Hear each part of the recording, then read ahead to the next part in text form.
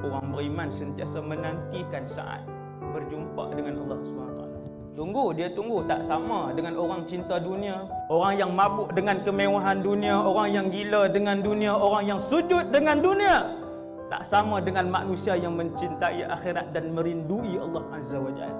Dia dengar ayat Quran baru 3 ayat aja, ayat mata meleleh turun. Dia dengar orang selawat ke Nabi, ayat mata dia turun, teringat Nabi.